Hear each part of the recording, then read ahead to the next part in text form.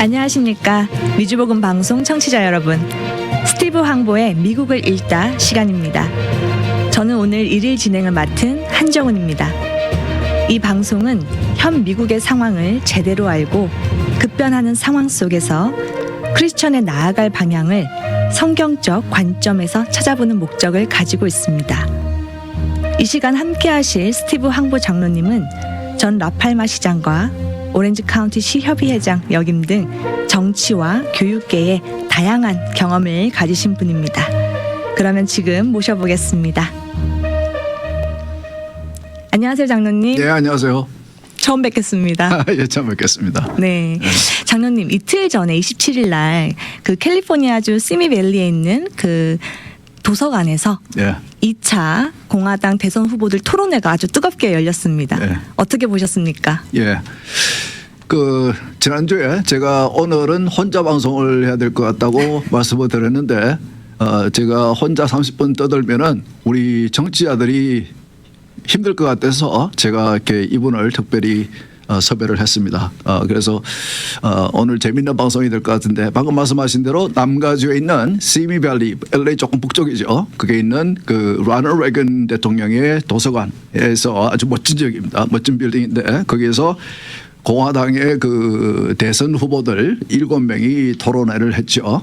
토론회를 이제 우리가 이 내년 선거에 관심을 가지는 이유는 양 정당이 이 미국을 끌고 가고자 하는 그 방향이 너무나 다르기 때문에 그래서 우리가 좀 자세히 내년에 투표를 앞두고 선거를 앞두고 우리가 좀 자세히 알 필요가 있고 그래서 좋은 우리가 올바른 선택을 할 수 있기 위해서 우리가 관심을 가지는 것이고 그래서 이제 토론회도 아마 그 방송을 지금 듣고 계신 분들 중에서는 그 토론회를 보신 분이 거의 없지 않을까 저런 생각이 되는데 이번에 보셨죠? 네, 예. 덕분에 잘 봤습니다. 예, 아마 그 듣기가 굉장히 괴로웠을 겁니다. 특히 그 지난번 첫 번 토론회 때는 서로 처음 이제 국민들 앞에 방송을 통해서 자신을 소개하는 자리가 돼서 상당히 점잖았는데 이번에는 이제 조금 좀 지지율이 나오지 않는 후보들이 상당히 다급했던 것 같아요. 그래서 서로 말을 하고 있는데 특히 자신이 공격을 받으면은 서로 그냥 남이 말을 하고 있는데도 말을 하고 그러니까 보는 사람들이 입장에서는 짜증이 나죠. 그럴 경우는 이제 TV를 꺼버리고 그럴 수 있는데 사실 공화당 그 대선 후보들끼리의 이 토론회는 이렇게 무엇보다도 이제 예선을 앞두고 공화당 후보를 누구로 세울 것인가에 관심이 있는 공화당을 지지하는 분들이 주로 많이 보죠. 그래서 이제 사실 뭐 정치인들이 싸워봐야 말로 싸우지 그 뭐 총으로 싸우는 것도 아니고 몸으로 싸우는 것도 아니고 그렇죠. 그러니까 얼마나 다행입니까? 말로만 싸우니까 어느 나라들 같이 이렇게 정치인들이 이렇게 몸으로 싸우고 이렇게 그런 뭐 무기로 싸우고 그러면은 얼마나 참 안 좋겠습니까? 그러니까 보기 힘들더라도 정치인은 말로 해보는 겁니다. 말로 싸우는 거니까 그것을 우리가 좀 이렇게 이해할 필요가 있고. 그런데 사실 이제 그 여러 가지 이슈들이 나왔는데 그 오늘 그 이슈가 크게 되고 있는 이번 주말을 앞두고 이 정부의 그 폐쇄 즉 셧다운에 대한 이슈는 이제 질문이 전혀 나오지 않아서 거론이 안 됐지만은 그 외에 많은 국경 이슈라든지 경제 이슈라든지 교육 이슈라든지 여러 가지 이슈들이 이제 그 토론이 됐는데 사실은 2시간을 했지만은 사회자가 발언하는 것과 광고를 하는 그 시간을 빼면은 한 후보가 7명의 후보가 한 후보가 말을 할 수 있는 시간이 길어봐야 한 10분 다 합해서 그 정도밖에 안 되기 때문에 사실은 이런 토론회가 유권자가 그 이 후보들을 파악하는 데는 크게 도움은 안 되죠.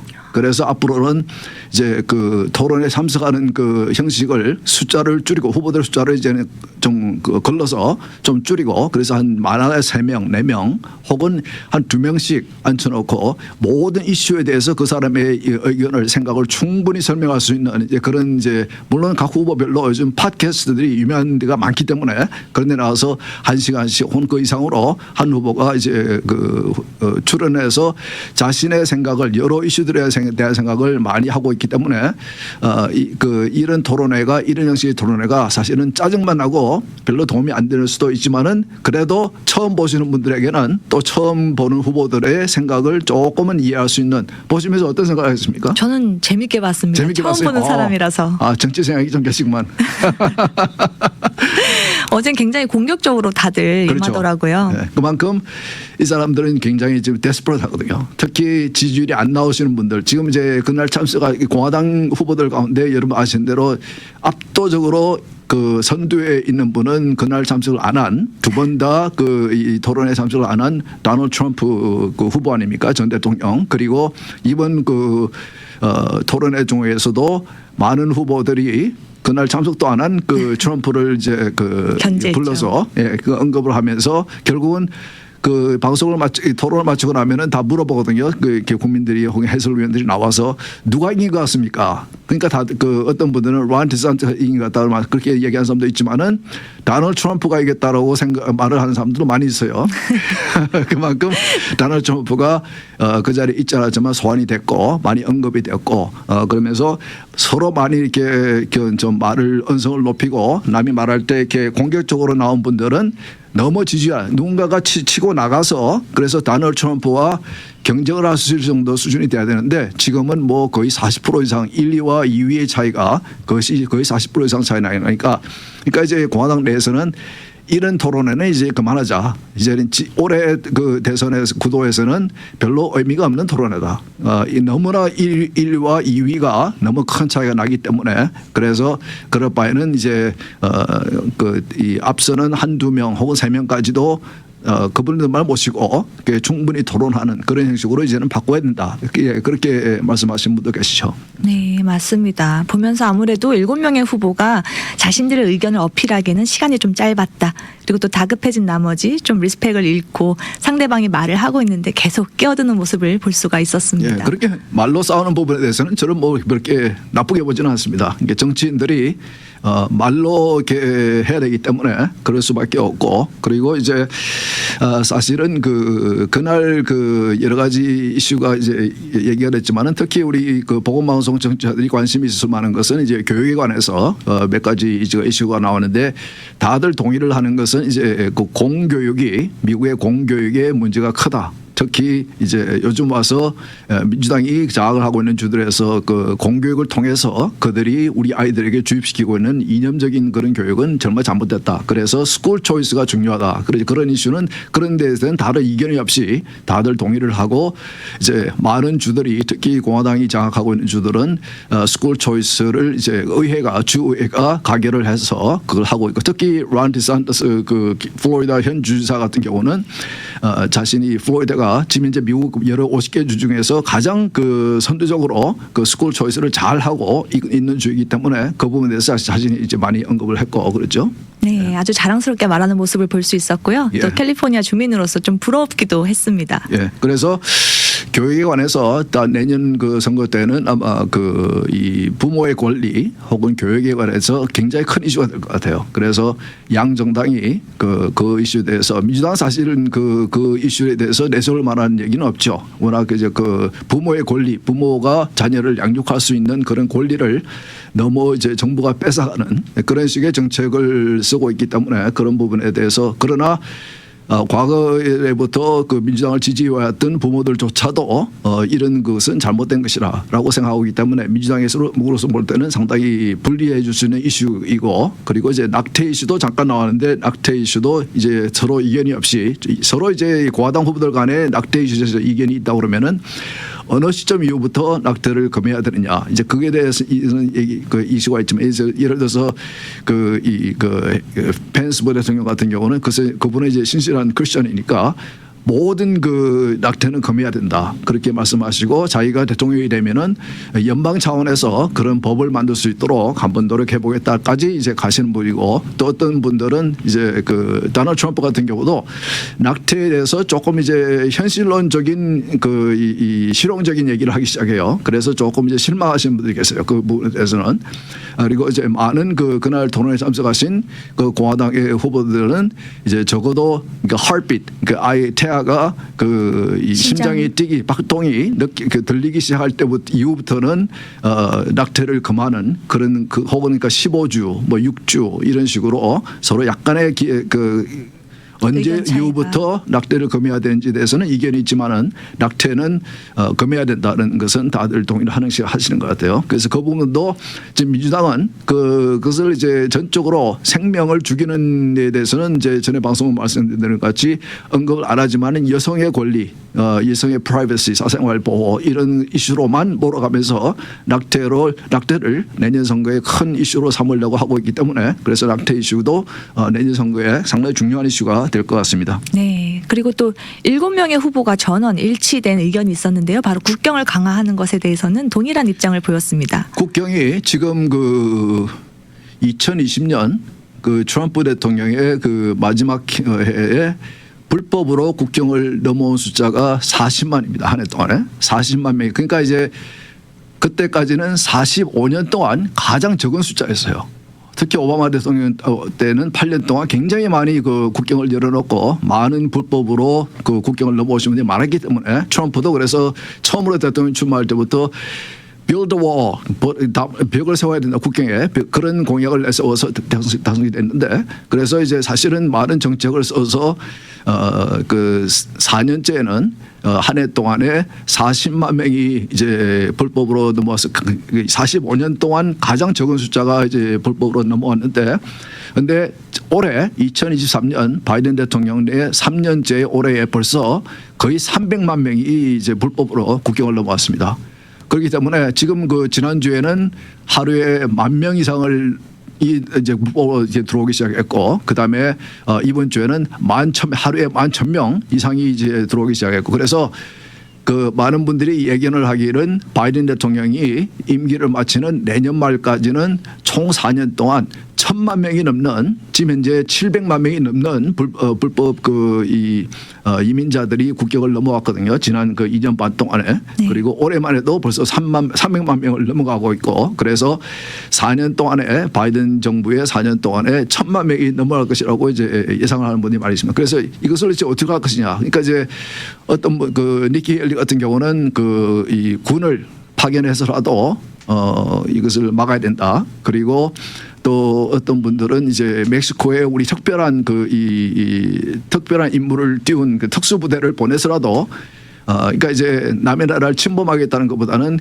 지금 현재 국경을 컨트롤하고 있는 것은 카르텔이거든요. 마약을 지금까지 계속해서 이 국경을 통해서 이 밀수를 했던 카르텔, 드러그 카르텔이 사실은 장악하면서 지금 현재 이 불법으로 지금 국경을 넘어오시는 분들도 그 사람들이 다 안내하고 그래서 그 사람들에게서 돈을 받고 엄청나게 카르텔이 지금 마약을 통해서도 펜타놀을 통해서도 지금 이 불법으로 입고 가시는 분들에게서 돈을 받고 그리고 그 사람들은 또 이제 국경에 들어와서 이 미국에 들어와서 일을 할 수 지금 이제 바이든 정부가 진행을 시키고 있는 것이 그들에게 일을 할 수 있는 워크 퍼밋을 주겠다는 건데 그래서 일을 하게 되면은 또 카르텔에게 갚아야 돼요. 국경을 넘어올 때에 그들에게 얼마씩 8,000불인가 10,000불인가 주기로 하는 그것을 갚아야 되고 그래서 엄청나게 카르텔이 지금 돈을 보고 있으니까 사실은 멕시코 정부도 이 드러그 카르텔을 무서워해요. 그래서 멕시코의 많은 부분이 그들이 장악을 하고 있고 실질적으로 그래서 어떤 공화당 후보들은 그날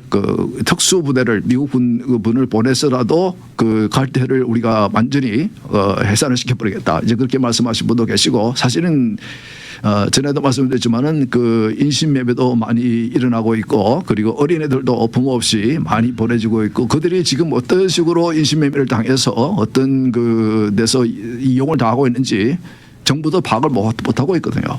그리고 이 국경을 넘기 위해서 자기 나라에서 이렇게 걸어오는 혹은 이제 트래블하는 과정에서 많은 여성들이 강간을 당하고 이 카르텔을 하는 마치 그것이 비용인 것 같이 그렇게 보여지기도 하고 그렇게 굉장히 많은 문제가 있고 또 이제 이 이글 포인트라는 가장 많은 사람들이 국경을 넘어오는 그쪽에는 큰 강이 흐르는데 이 사람들이 강을 헤엄을 쳐서 건너오는데 헤엄치다가 아이들이 빠져 죽기도 하고 그것도 빠져 죽는 사람을 구하기 위해서 미국의 국경보호대 요원이 레스큐하기 위해서 물에 들어갔다가 죽기도 하고 젊은 친구가 이런 일이 있는데도 바이든 정부는 아무 일이 없다는 듯이 이번 주에도 아리조나 국경 바로 근처에 아리조나주에 대선 모금을 위해서 행사에 갔다가도 국경에 들리지 않고 그러니까 이제 대통령이나 부대통령이나 한 번씩 너무 이렇게 국경에 안 간다고 그러니까 형식적으로 잠깐 들렀다 한 번씩 갔죠. 그런 일을 하고 그러니까 이 국경의 지금 불법이 이슈는 의도적으로 민주당이 그리고 바이든 정부가 하고 있는 것이다. 계속 그분들 의회에서 공격을 받으니까 our border is secure. 우리 국경은 안전하게 지금 secure되어 있습니다. 그렇게 자꾸 얘기를 하지만은 계속해서 그분들이 들어오도록 그렇게 지금 이제 와도 막지를 않고 텍사스주가 국경이 제일 기니까 텍사스주가 너무 부담이 되고 너무 이렇게 불법을 그 연방 정부가 하고 있으니까 주 차원에서 거기에다 철조망도 치기도 하고 이제 그러니까 그 도리어 그 연방 정부의 직원들이 나와서 그것을 끊어버리고 하고 제거시키기도 하고 그래서 이제 텍사스 주 정부와 바이든 연방 정부가 또 그걸 싸우고 있습니다. 주 정부는 국경을 막기 위해서 이제 시큐어하기 위해서 노력을 하고 있고 연방 정부는 그것을 이제 열어놓기 위해서 계속 노력하고 있고 그래서 사실은 뭐 이게 문제가 되는 것은. 우리가 누군지 알 수 없는 신분을 알 수 없는 사람들이 너무나 많이 지금 700만 명이 넘는 그런 분들이 미국에 들어왔기 때문에 그러면 합법적으로 이민 온 사람들이 우스워지는 거 아닙니까? 그런 사람들을 너무 우습게 보는 불법을 정부가 대통령이 공공연히 하고 있는 이런 상황이 되니까 상당히 좀 여러 가지 면에서 문제가 많죠. 네, 맞습니다. 말씀 감사하고요. 또 이번에 중요한 이슈가 하나 있습니다. 10월 1일자로 이제 2024 회계 연도가 시작이 됐는데요. 그렇죠. 그때까지 예산안이 잘 통과가 돼야지 또 정부가 잘 운영이 될 텐데요. 네. 지금 이 상태로 간다면 셧다운이 되지 않을까 우려하고 있는 상황입니다. 이번에는 좀 가능성이 있을 것 같아요. 이게 이번에만 있었던 이슈는 아니고 이것은 늘 몇 년마다 한 번씩 주기적으로 된 이슈인데 이것은 이제 연방 정부의 예산 자체가 제가 늘 설명드린 대로 이제 적자 예산을 그러니까 지출이 수입보다 거의 30% 가까이 많은 그런 적자 예산을 늘 세워가고 있고 부채가 엄청나게 늘어나다 보니까 지금 이제 그것을 좀 책임 있는 재무 정책을 써야 된다. 이것은 너무 무책임하고 이런 식으로 우리가 국가를 운영하면은 우리의 후세들에게 그들에게 너무 재정적으로 이렇게 책임을 전가하는 그런 정책이 무책임한 정책이라는 그런 생각이기 때문에 정치인들이 특히 공화당 쪽에 있는 정치인들이 책임 있는 정책을 위해서 자꾸 제동을 걸죠. 이렇게 국가의 재무 그 상한선을 뎁슬릭을 계속 올려야 되는데 그걸 올릴 때마다 너무나 국가 부채가 지금 현재 미국 전체의 총 생산량 GDP보다 130%가 100%가 벌써 넘었습니다. 130%가 넘는 이런 상황이기 때문에 그래서 이번에 오늘도 그 국회에서 지금 굉장히 바쁩니다. 국회의원들이 이 중앙정부의 연방정부의 국회의원들이 오늘 밤과 내일은 집을 못 갈 것 같습니다. 오늘도 이제 이것을 해결하기 위해서 하원에서 투표가 있었는데 부결이 됐고 이것은 지금 이제 물론 이제 그 세금은 계속 들어오기 때문에 돈이 없어서라기보다는 의회가 예산을 승인을 안 해주면은 행정부는 그 돈을 쓸 수가 없죠. 그래서 이제 의회가 중요한 것이고 그래서 입법부와 행정부의 힘의 견제, 힘의 균형 이런 것들이 이제 이 국가를 건국하신 분들이 그런 이제 이런 조직을 이런 스트럭처를 만들어 놔서 서로 견제하도록 그래서 이거 바이든 정부 같이 민주당 정부 같이 텍스 앤 스펜드 계속해서 세금을 올려가면서 그냥 무책임하게 스펜딩하는 특히 팬데믹 동안에 지금도 그렇지만은 반도체 이 제조 이 시설을 짓는데도 세금으로 지원을 해주고 자동차 전기차 사는데도 지원을 해주고 배터리 공장 짓는데도 세금으로 지원을 해주고 자신들의 이념에 맞는 곳에다가 세금으로 적자 예산을 하면서도 계속해서 세금을 이제 해서 지원을 해주고 보조를 해주고 이런 세금을 통해서 그러니까 우리가 내는 세금 저는 전기차 살 의도가 지금 현재는 전혀 없습니다. 그런데도 제가 낸 세금으로 전기차 사는 사람들에게 정부가 보조금을 주고 있고 이런 일을 하고 있고 또 지금 이제 재정적으로 이슈가 되고 있는 것은 이 우크라이나 전쟁에 대한 지원 계속해서 지금 미국 정부가 지원을 해주고 있는데 한쪽에서는 아니 미국 국경은 저렇게 열어놓고 남의 나라 국경을 지키기 위해서 왜 우리 세금을 자꾸 주느냐. 그러니까 이제 거기에 대해서도 이제 이견이 있습니다. 한쪽에서는 이런 식으로 자꾸 전쟁을 해야지, 이게 소모전을 해야지 러시아의 이 힘이 빠진다. 그들의 그 이 국방력이나 그런 것이 이제 빠진다라는 이제 그래서 러시아를 이렇게 망가뜨려야 된다. 이제 그렇게 그래서 전쟁을 계속해야 된다. 그래서 지원을 해줘야 된다고 말하신 분이 있고, 근데 제가 볼 때는 우크라이나 전쟁은 이것은 전쟁이 나기 전에 전쟁이 나지 못하도록 예방을 하는 것이 원래 미국 정부가 해야 하는 일인데, 그것을 처음에 사실은 푸틴이 전쟁을 일으키겠다는 것은 오래 전부터 그 사람이 공개적으로 얘기를 해왔던 거고 계획을 구체적으로까지 설명을 해왔던 것인데, 그래서 트럼프 대통령이 늘 하는 말은 내 4년 동안에는 트럼프가 하고 싶어도 침략을 전혀 못했다. 중국도 못했고 러시아도 못했다. 그러나 이 바이든이 대통령이 된 후에는 바이든이 그때 어떤 말을 했냐면 침략하기 바로 전에 러시아가 조금 약간 침범하는 것은 뭐 우리가 눈 감아줄 수 있다는 식으로 발언을 공개적으로 하더라고요. 그래서 너무 이렇게 그런 식으로 약한 모습을 미국이 보이니까 푸틴이 그런 야망을 가지고 있는 그 푸틴이 그것을 보고 그냥 시작을 한 것이다. 그러니까 전쟁을 일어나기 전에 막는 것이 중요했는데 어떤 방법, 외교적인 방법이든지 압력을 넣든지 제재를 가든지 어떤 방법으로든지 전쟁이 일어나지 않도록 트럼프 대통령이 4년 동안 했던 것 같이 그렇게 하는 것이 중요했는데 이미 전쟁이 나버렸으니까 지금 굉장히 미국은 또 아까 말씀드린 대로 적자 예산에다가 국가 재무가 굉장한 가운데서도 그리고 그 돈을 그러니까 지금 이제 지금 셧다운을 지금 이제 막기 위해서 이 하원 의장이 오늘 투표에 붙인 것을 반대한 그 공화당 후보들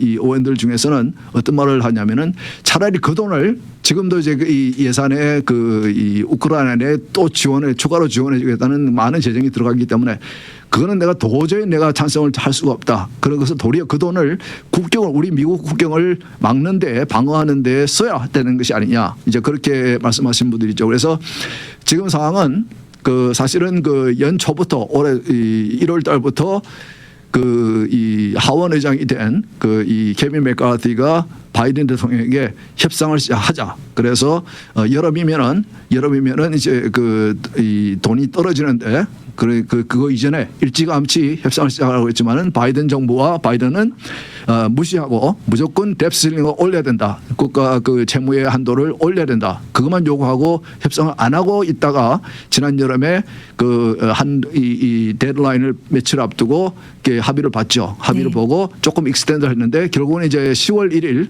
이번 주요일 새벽이면 돈이 다 떨어집니다.